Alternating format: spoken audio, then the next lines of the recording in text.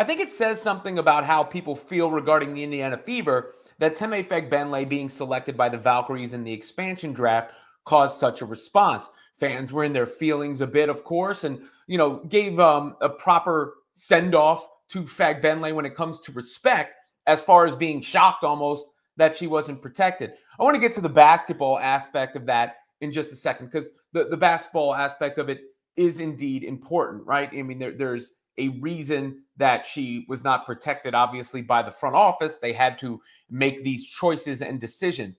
Nonetheless, Fagbenle seems very happy to be headed to the Golden State Valkyries.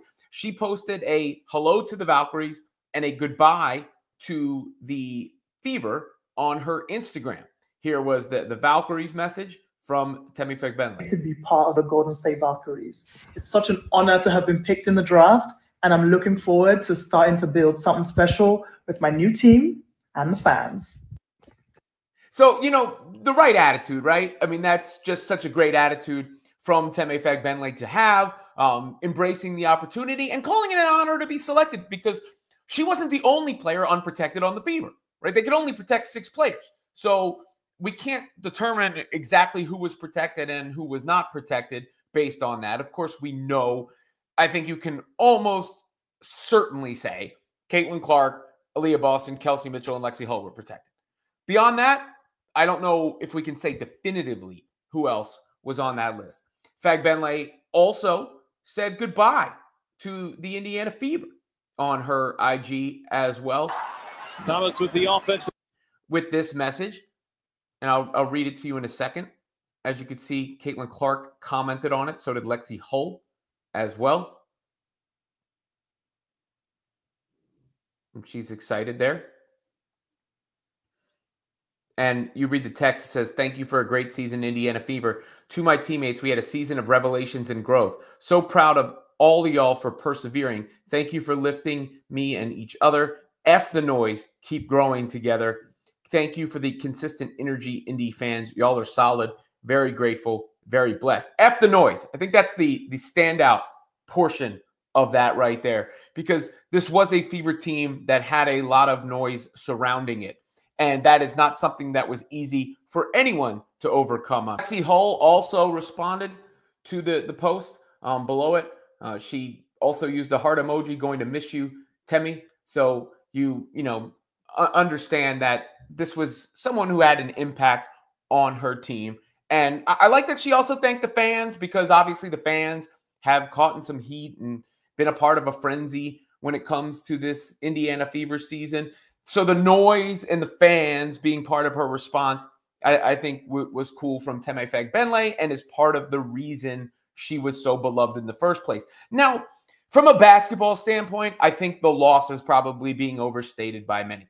I thought Fagbenle early in the season was one of the key players for the team, because she actually ran the floor and she was finishing Caitlin Clark passes. But after her injuries, she had a hand injury in particular, she just wasn't the same player. She did not finish as efficiently, and they did not have a good answer at that position when they were shuffling through Nalissa Smith and Fagbenle and Damaris Dantas, looking for a big that could help them. Dantas could shoot face up, but really wasn't quick.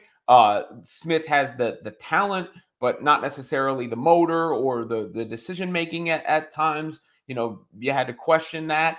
With Fagbenle, she had the defense and the energy and ran the floor, but no jump shot. And Smith didn't really have a jump shot either, and struggled finishing. So I don't think this is some sort of devastating loss for the Fever from a basketball standpoint. Temi's a little older and injury prone, but it was one of those things that hit people in the feels because of the energy Temi brought and because of the connection that fans had with the Indiana Fever. Now, why would the front office make that move? Let's get into that for a second. I think you have to look at the fact that Temi Fagbenle was a restricted free agent. That doesn't mean they couldn't have re-signed her, but it does mean it would cost money to do so.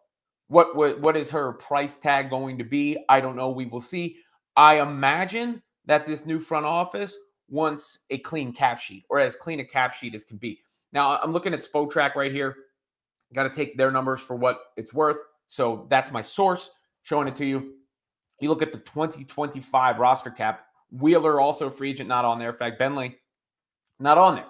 There's only one really onerous contract on the books for the Indiana Fever, and that is Katie Lou Samuelson, who's making almost twice as much as everybody else on the roster. As you see, there's the cap space available for the Fever, which is fairly significant. Not, you also see a rank, so it's not insane, a massive number, especially when you have to figure Kelsey Mitchell, who is not on there either, is going to eat up a big chunk of that, the 200,000+ or whatever the max is, the super max is. So a bunch of that's going to Kelsey Mitchell. They might have room for one other big time acquisition, but I have to believe that part of the impetus for that move was keeping lower salary players who might have an upside, Saxton, Berger, perhaps being on that list. I don't know for sure. And not wanting to commit salary going forward to give them more flexibility for future moves, because this front office is going to remake the team in their vision. What is that vision? Well, we've already heard Stephanie White say they want to play fast. We already know that Clark is the engine for this squad, and they're going to play off of her strengths and skill sets. So it doesn't take a genius. What can the team use? A power forward, always can use more shooting, somebody that can guard wings. I think the ideal person would be a big who is versatile enough to guard wings.